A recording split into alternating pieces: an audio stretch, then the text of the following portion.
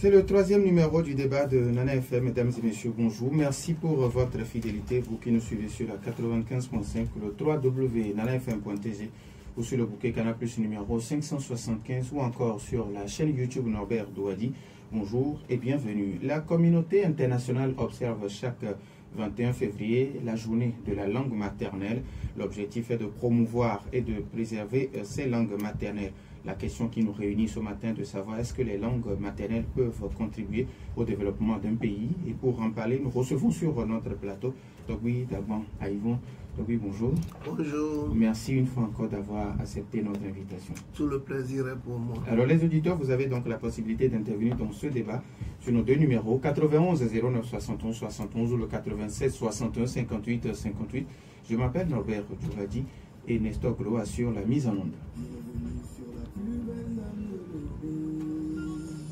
Une fois encore, merci pour votre fidélité. Toby, merci pour la disponibilité.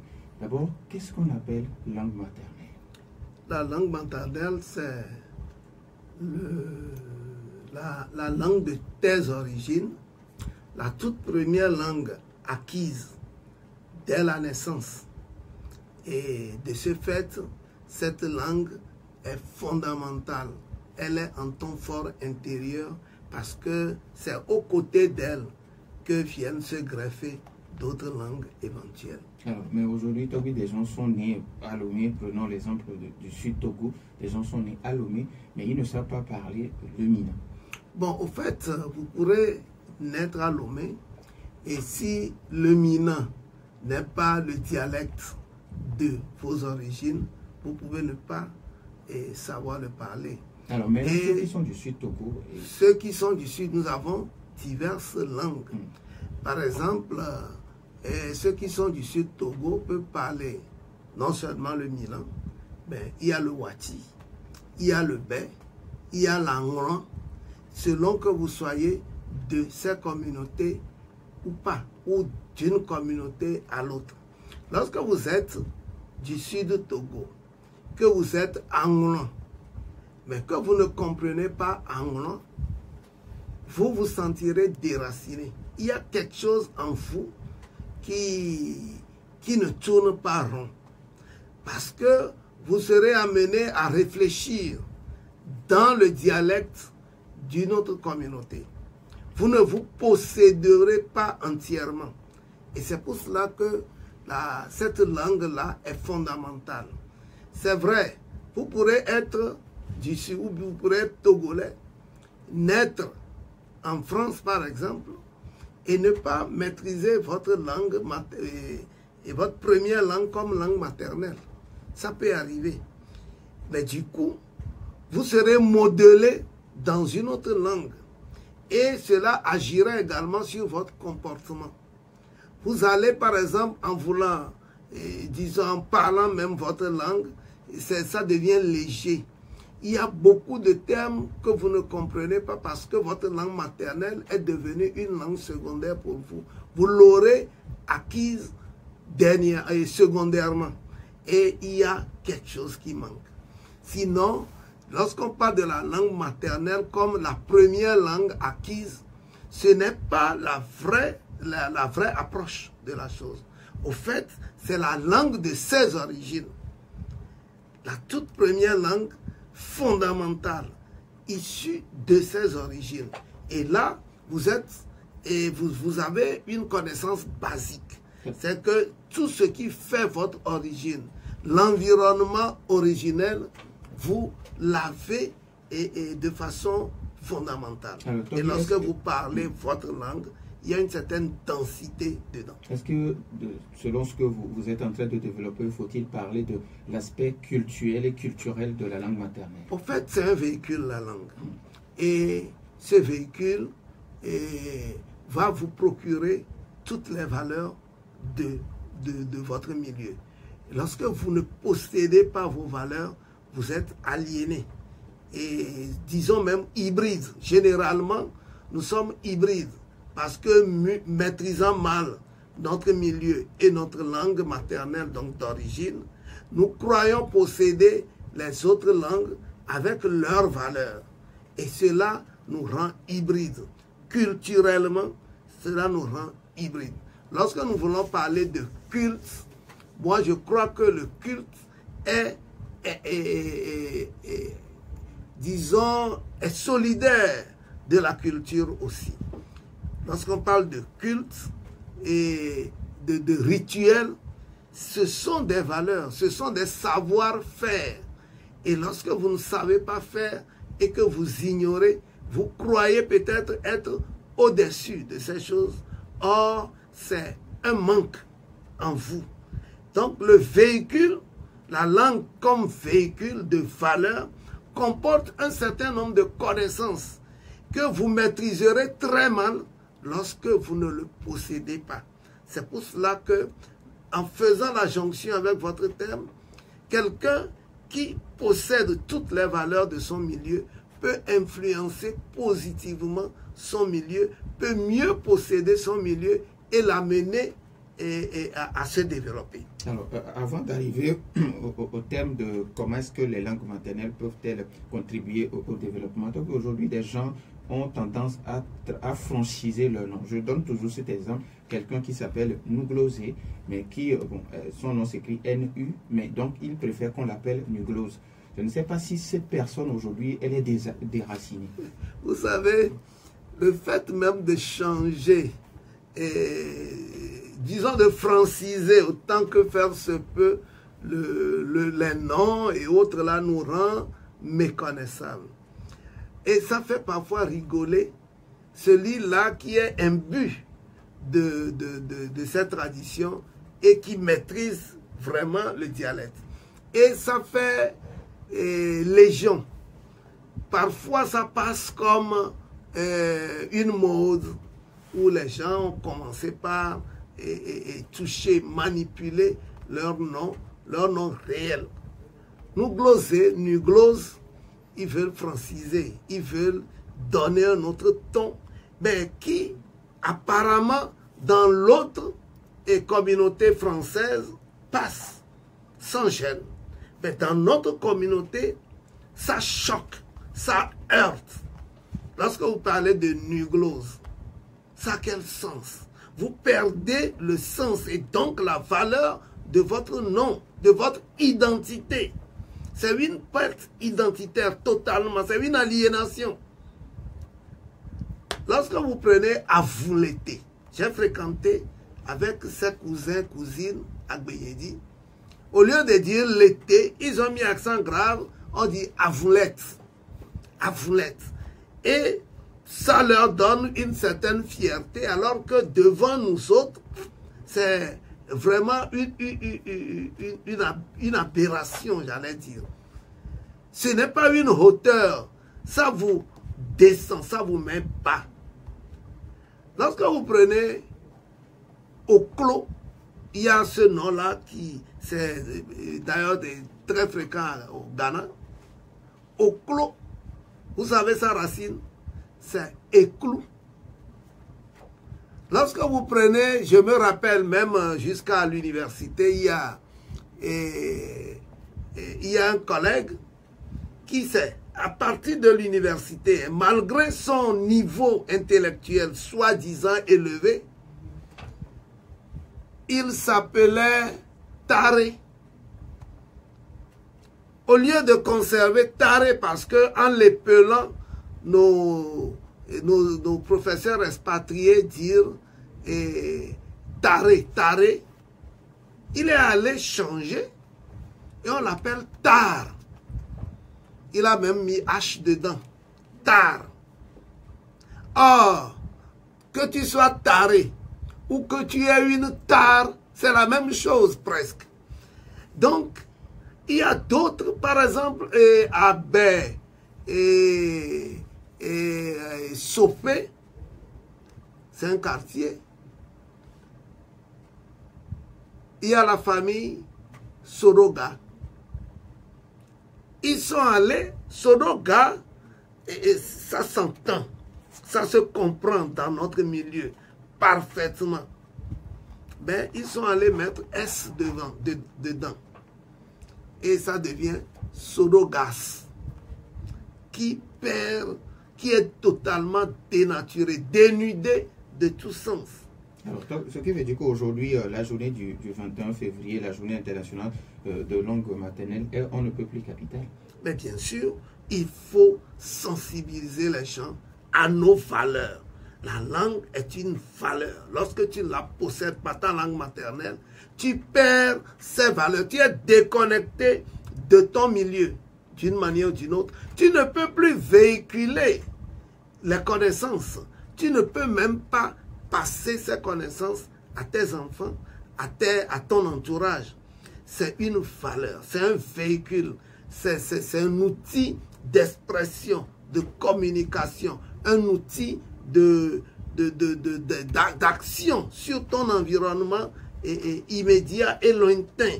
Lorsque tu ne la possèdes pas bien, c'est que tu es écartelé, tu n'es plus toi-même. Donc, il y a un temps et on ne peut pas corriger. Mais je crois qu'en sensibilisant petit à petit, les générations qui vont nous suivre vont revenir à leur réelle valeur, à leur réelle nature et aux expressions réelles de leur identité. Dès que tu romps le nom ou tu dénatures le nom, ton identité s'ensuit également. Plusieurs noms, on peut citer des milliers, ont fait leur temps et ont été changés. Certains sont revenus. Lorsque vous prenez Aïvon, les gens mettent OR, Aïvor. Et le R là était même à un moment donné la mode. Lorsque vous prenez Vongon, on a écrit Vonor. Certains se plaisent à mettre le... Et ça aussi, c'est une façon d'exprimer peut-être leur hauteur sociale dans la masse, alors que ce n'est pas une hauteur. Alors aujourd'hui, les langues maternelles ne s'enseignent plus à l'école. C'est un problème pour la société. Mais vous savez, le blanc, en voulant mieux nous avoir, nous déraciner de nos valeurs, pour faire de nous ces sujets, a su bien comprendre qu'à un moment donné, il faut taire ces langues maternelles pour que les sujets qu'ils vont former soient totalement asservis à eux et un comportement. Parce que la langue, véhiculant un certain nombre de valeurs, modèle également nos comportements, la qualité de nos réflexions. Aujourd'hui, la plupart de nos intellectuels réfléchissent d'abord en français parce que nous sommes de la zone française et nous l'avons comme langue officielle, nous l'utilisons tout le temps. Nous cherchons à avoir un comportement français et nos réflexions également sont influencées comme telles. Donc, le colon a bien su faire lorsqu'il nous a dégagés de notre langue maternelle parce qu'il n'a aucun intérêt à nous maintenir dans nos valeurs. Surtout la religion est venue corroborer cette action pour totalement nous foutre ailleurs. Et nos comportements, nos réflexions, nous avons même peur de nos milieux. Lorsqu'on te dit, allons dans votre localité, tu as peur, on va me tuer. C'est la toute première réflexion, la réaction première, c'est on va me tuer. C'est qu'on t'a dégagé de ton milieu. Tu n'as plus cette relation sacrée, fondamentale avec ton milieu de ressort. Et tu es comme un étranger. Donc perdre sa langue maternelle, c'est devenir étranger à ses origines. Et c'est très grave. Alors maintenant, comment ces langues maternelles peuvent-elles contribuer au développement d'un pays? J'ai déjà fait le lien, c'est que la langue maternelle modèle, de par les valeurs que ton milieu, qu'elle véhicule, modèle ton comportement, modèle tes réactions et disons tes charismes. Parce que pour pouvoir développer ton milieu, c'est de par tes connaissances que tu peux influencer ton milieu en bien ou en mal. Mais lorsque tu as la connaissance et que tu n'as pas le courage de faire, tu ne peux pas modeler. Donc, la langue maternelle t'inculquant un certain nombre de valeurs, de ton milieu, fondamentale de ton milieu, te donne également la capacité d'aller à l'action, d'influencer ton milieu, d'agir. C'est de par ta langue que tu peux mieux agir. Lorsque tu n'arrives pas à t'exprimer, l'action est parfois déconnectée, est parfois lâche. Ce n'est pas intégré. Parce que tu n'arrives pas à communiquer. Les autres ne peuvent pas te suivre. Tu ne peux pas intégrer ton action dans un mouvement d'ensemble. Et lorsque vous ne vous comprenez pas, vous ne pourrez pas jouer ensemble vers un devenir. Or, le développement, c'est une action d'ensemble. C'est une action, pas d'une seule personne, ce n'est pas une action insolite, mais c'est une action intégrée dans tout un programme. C'est l'apport des uns et des autres, mais il va falloir mieux communiquer. Or, si tu es là en train de chocobiter, les autres sont déjà mal à l'aise et ne peuvent pas te suivre. Voilà à peu près ce que nous pourrons dire, le lien que nous pourrons faire. Et en termes de développement, vous avez beaucoup d'outils que parfois même nous méconnaissons dans notre dialecte. Lorsqu'on te dit, par exemple, Android, vous allez l'appeler comment? Dans notre langue maternelle, dans notre dialecte. Vous diriez que non, et ça n'existait pas au temps de nos grands-parents, mais c'est faux. Tout a existé. Dans le temps, nos grands-parents communiquaient avec les coquilles d'escargots. Nos grands-parents suivaient également des choses de loin dans l'eau. Suivaient les matchs dans l'eau. Dans tous les cas, moi, je ne parlerai même pas des grands-parents. Nos pères, avec une coquille vide d'escargot et une herbe, une composition d'herbe dedans, tu peux être à 100 km, vous allez vous communiquer. Dans l'Ancien Testament, n'a-t-on pas révélé que, et c'est au temps de Daniel, lorsqu'ils étaient en déportation, ils se communiquaient par quelque chose qui ressemble à une pierre de l'une et l'autre côté de la rive du Jourdain. Il y a un passage comme ça. Peut-être c'est ce temps, parce que lui, c'était des songes, des révélations qu'on lui faisait. Mais au moins, on a indiqué. Mais ça va être dans leur langue.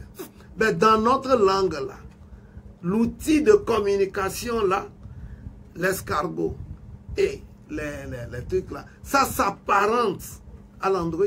Alors, Toby, je discutais avec une personne âgée hier qui me disait il y a certains interdits qu'aujourd'hui nous avons brimés, comme balayer la nuit, ne pas jeter l'eau, ne pas siffler la nuit. Tout ça contribue au fait que nous soyons toujours en arrière. Parce qu'il faut d'abord le spirituel pour que ça se révèle au charnel. Oui, c'était des interdits, mais qui étaient intégrés à l'habitat du temps. Aujourd'hui, l'habitat a beaucoup évolué.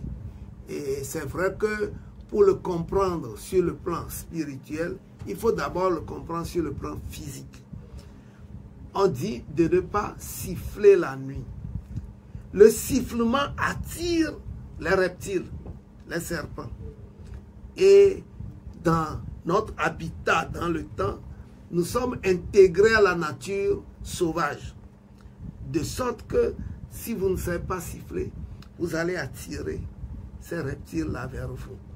Lorsque on dit de ne pas se laver également la nuit avec du savon parfumé, parce que ça attirait un type de serpent volant qui se tournait autour de lui-même pour faire de la distance en l'air. Ça l'attire et tu peux être agressé, mordu à mort par ce serpent-là.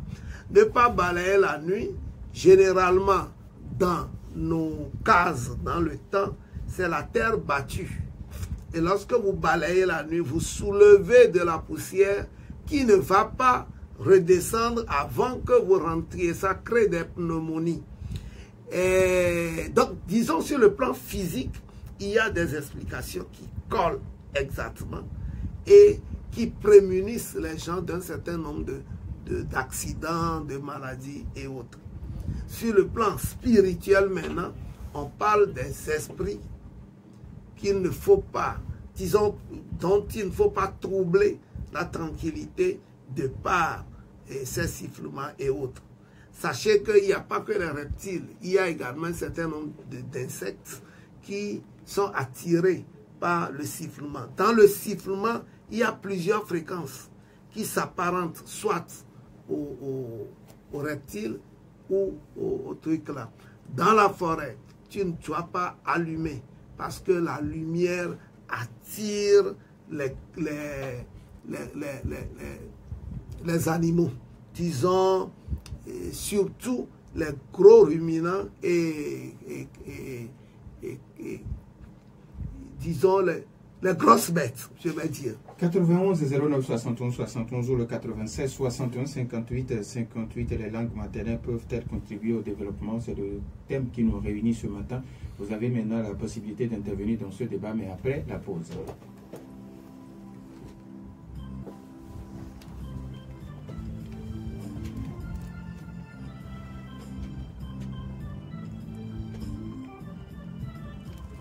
« 91 09 71 71 ou le 96 61 58 58, nos langues maternelles peuvent-elles contribuer au développement? Nous avons un premier auditeur en ligne. Nana FM, allô? Allô? Oui, bonjour. Bonjour. Pélé, comment allez-vous?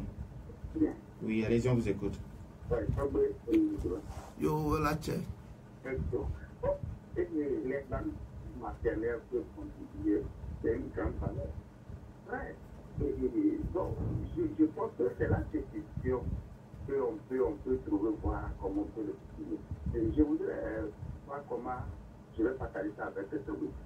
Supposons que je suis togolais, je suis parti au Maroc, je pense que le Maroc, c'est un pays arabe. Je suis parti marié, une Marocaine qui est arabe, et on a fait un enfant. Automatiquement, je pense qu'on attend des arabes là-bas. Et l'enfant automatiquement, la maman va lui parler arabe. Maintenant, quelle est la différence entre, parce que moi je suis togolais, mon originaire est là.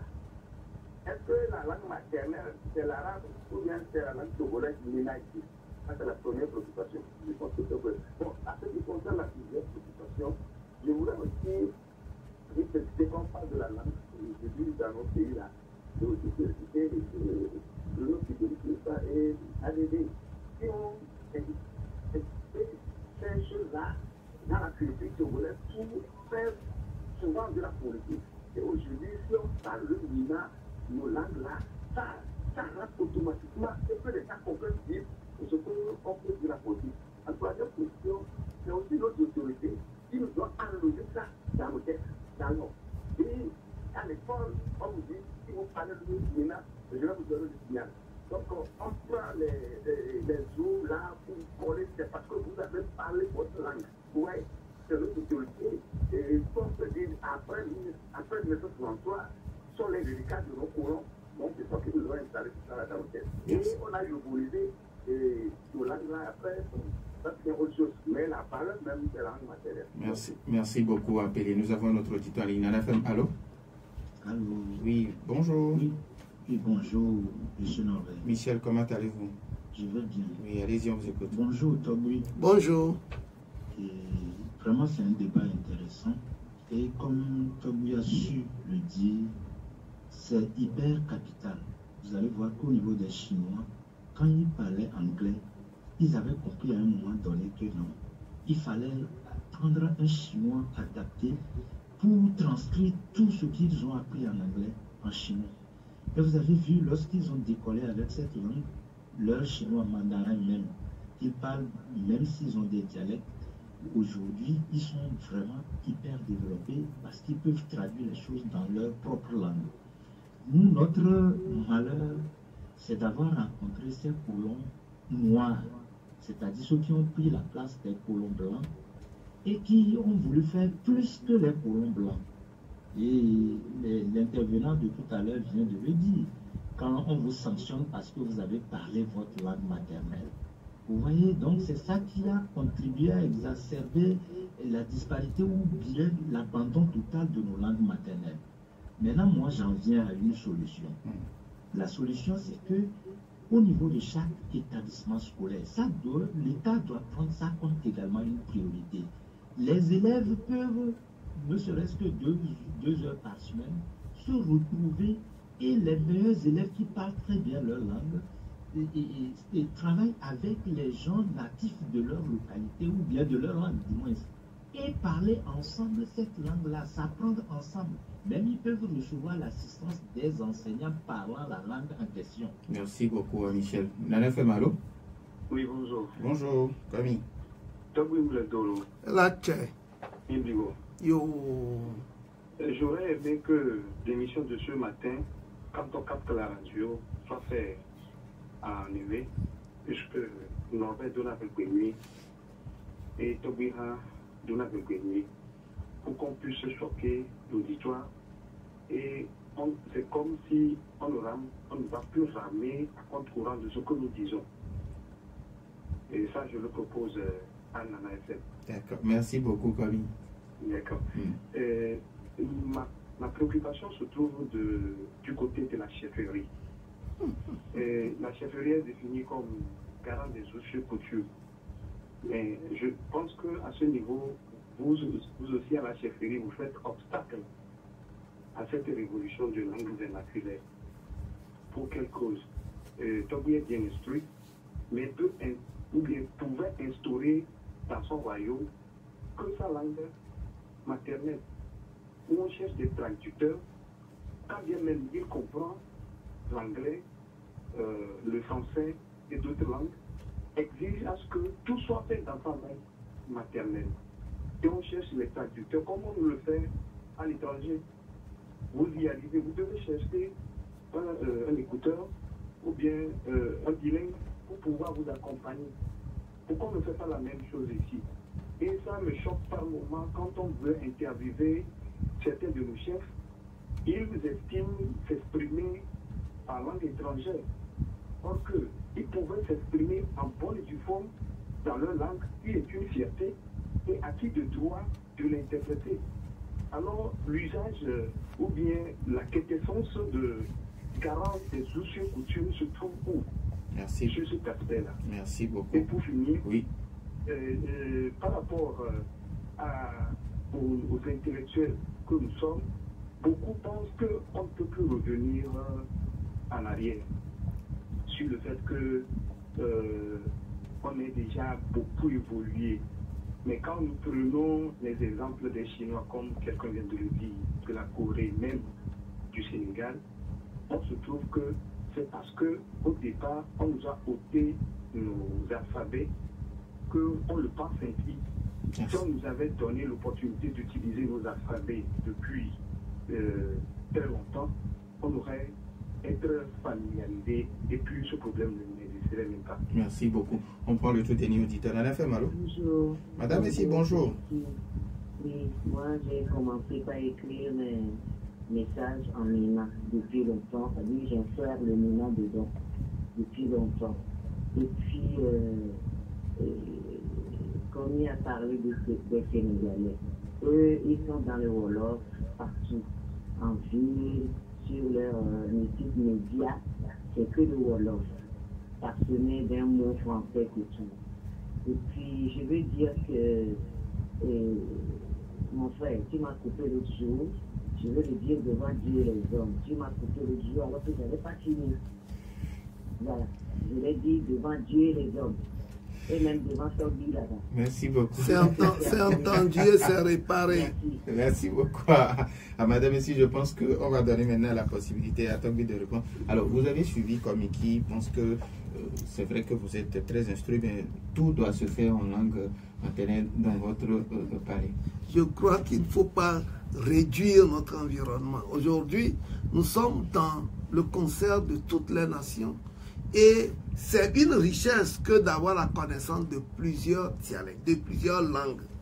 Mais votre langue ne doit pas vous faire exception. Il faut maîtriser sa langue maternelle. Et c'est de sa langue maternelle qu'on tire même les réponses, les raisonnements, les réactions et à tout. La maîtrise de sa langue maternelle vous donne le stimuli nécessaire pour pouvoir avoir un comportement donné vis-à-vis d'un événement.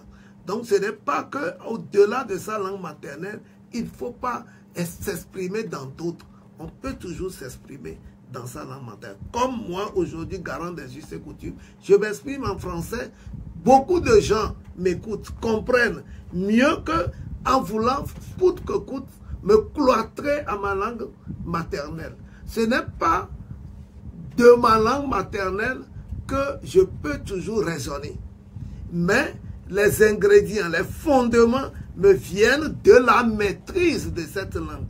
Lorsque tu maîtrises une langue, tu maîtrises ses valeurs. Parce que la langue est un véhicule de plusieurs valeurs. Ça, ne l'ignorons pas.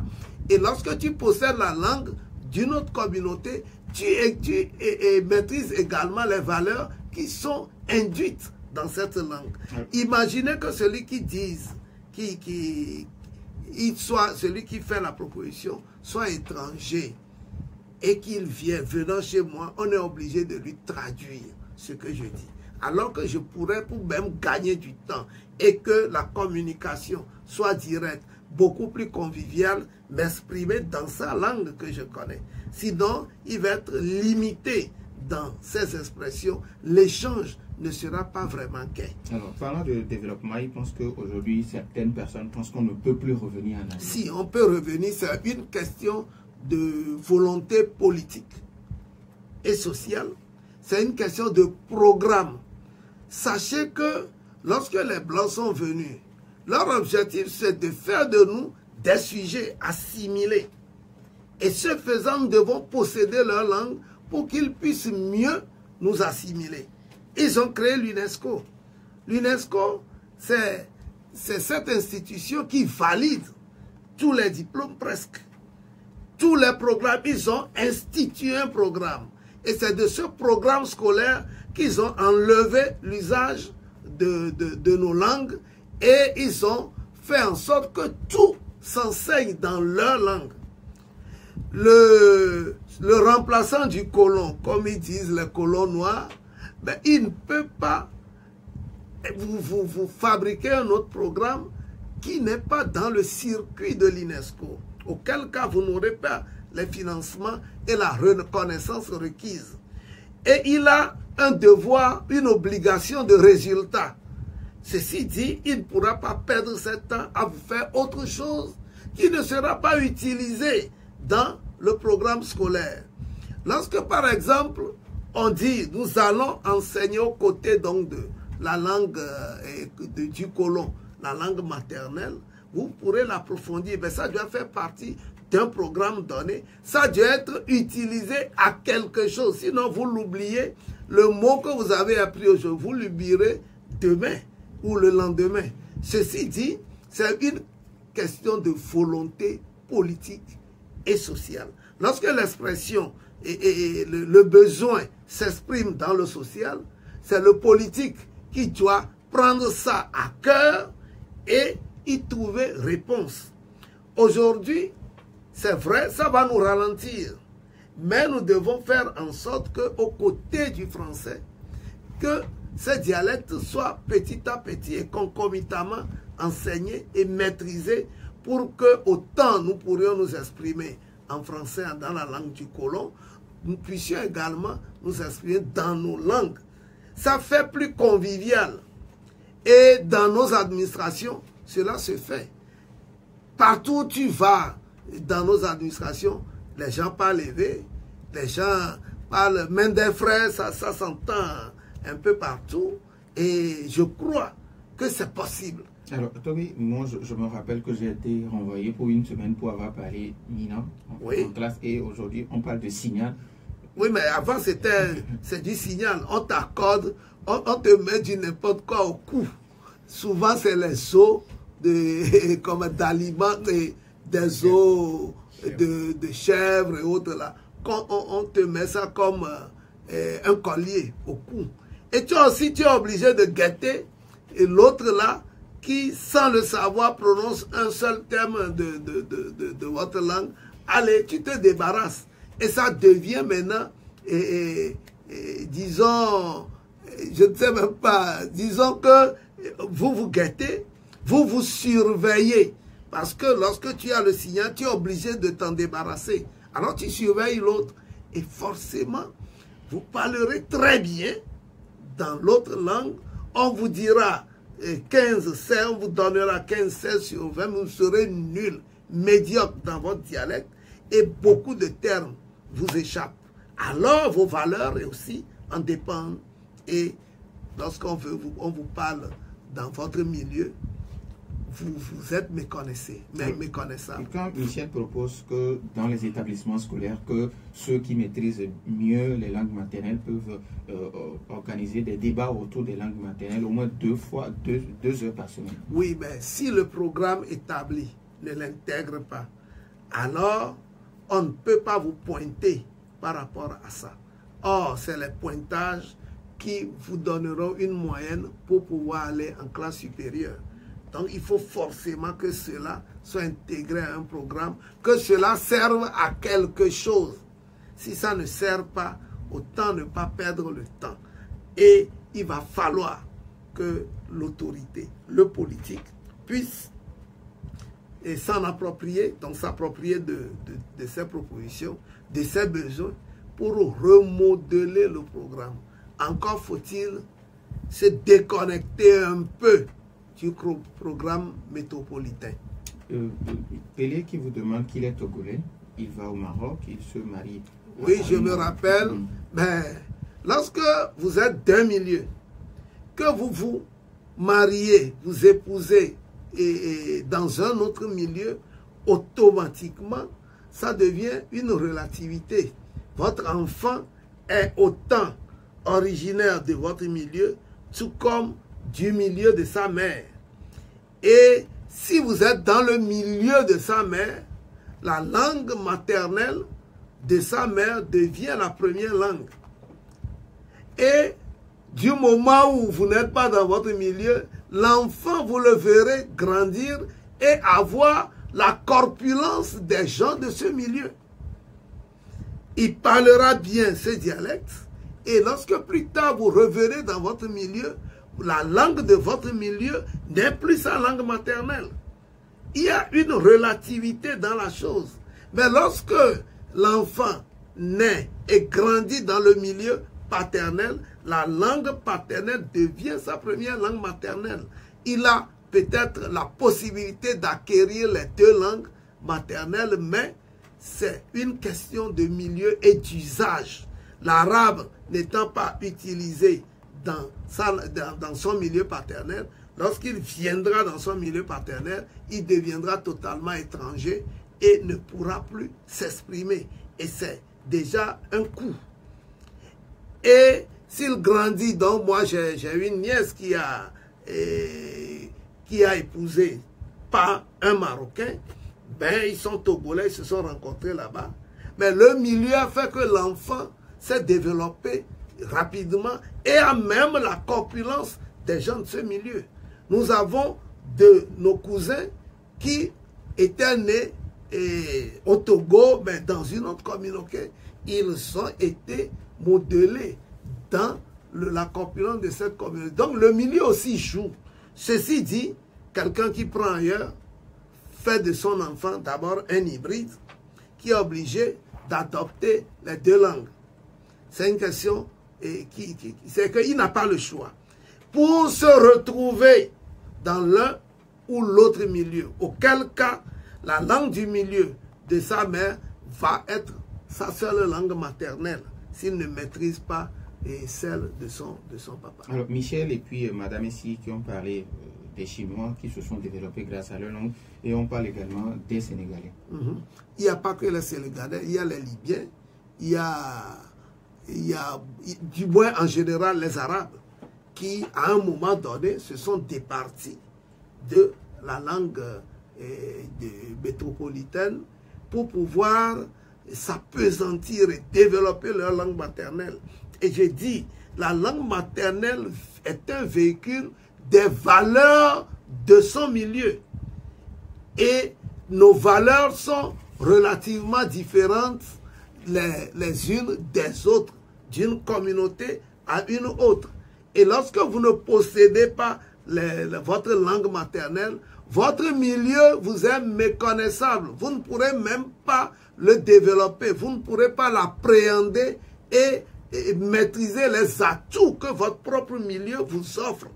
C'est pour cela que la langue maternelle, tout en étant véhicule de nos valeurs, nous permettent de développer nos milieux parce que nous allons pouvoir maîtriser, appréhender les potentialités de nos propres milieux. Je crois que il va falloir prendre la mesure de la situation et que les politiques puissent quand même y réfléchir. Alors, merci beaucoup à Togbi Dagban Yvon. Merci à vous également pour votre fidélité d'écoute à Nana FM. Fin de ce débat, mise en onde par Nestor Blo. Je suis Norbert Douadi. Bonne suite de nos programmes.